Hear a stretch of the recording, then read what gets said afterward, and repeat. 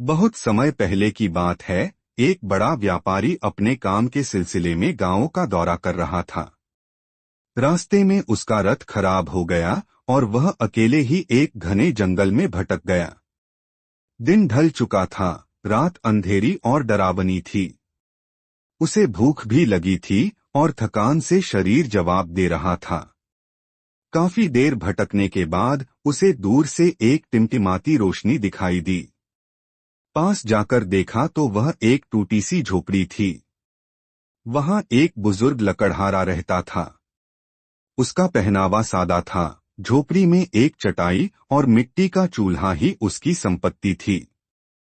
लकड़हारे ने व्यापारी को देखा और मुस्कुराते हुए कहा, आइए साहब, थक गए होंगे।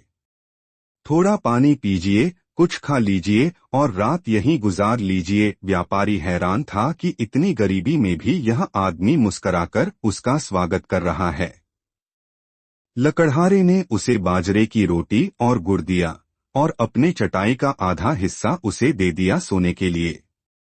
सुबह व्यापारी ने झोपड़ी से निकलते समय अपनी अंगूठी उतारी और लकड़हारे से कहा, भाई, तुमने जो मेरी मदद की उसके बदले में ये सोने की अंगूठी रख लो। लकड़हारा मुस्कराया और बोला, साहब, मैंने मदद इंसानियत के नाते की थी, इनाम के लिए नहीं। मेरे पास जो था मैंने बांट दिया।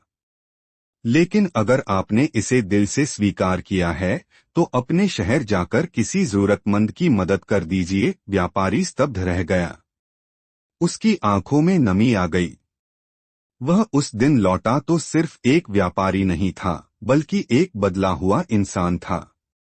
उसने अपने शहर में एक धर्मशाला बनवाई, गरीब बच्चों के लिए स्कूल खोला और तय किया कि वह हर महीने अपनी कमाई का कुछ हिस्सा दूसरों की भलाई में लगाएगा।